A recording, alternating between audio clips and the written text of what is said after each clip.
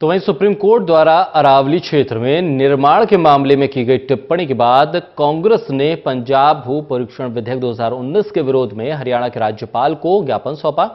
और राज्यपाल से इस विधेयक को मंजूरी नहीं देने की मांग की। इस मुद्दे पर हमारे संवाददाता अनिल कुमार ने कांग्रेस विधायक करण सिंह दलाल से की बातचीत। पीएलपीए एक्ट के विरोध में आज कांग्रेस ने हरियाणा के राज्यपाल को ज्ञापन सौंपा। इस ज्ञापन में क्या मांग की गई है, इससे मेरे साथ हैं हरियाणा के पूर्व मंत्री एवं कांग्रेस विधायक करण सिंह दलाल। इनसे जानते हैं। जी दलाल जी,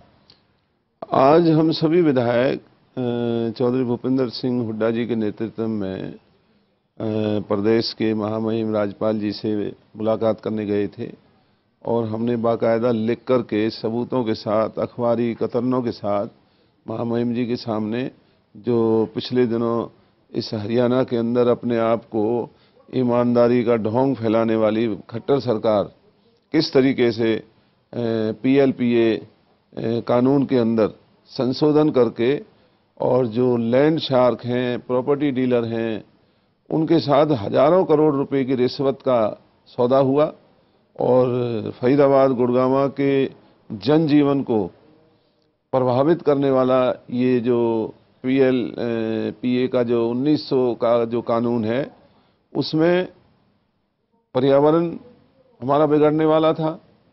वहाँ पर जो बहुत ही रेयर जो पक्षी हैं, जो उन पेड़ों में, पौधों में, जंगलों में रहते हैं, उनके जीवन को खतरा था। और हरियाणा को ही नहीं बल्कि दिल्ली के लोगों को भी बहुत बड़ा खतरा इस संशोधन के बाद आने वाला था। हमने विधानसभा में विरोध किया। हमने खट्टर सरकार पर सबूतों के साथ आरोप लगाए कि आप जनहित में नहीं बल्कि धन के लालच में हजारों करोड़ रुपए की रिश्वत लेकर के ये जो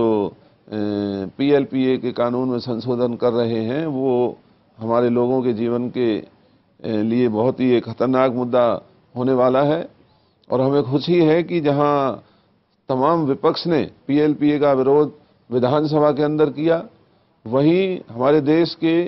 माननीय सुप्रीम कोर्ट ने भी सरकार के उस काले कानून को न केवल रोका बल्कि सरकार के खिलाफ बहुत गलत टिप्पणियां सुप्रीम कोर्ट ने की हैं।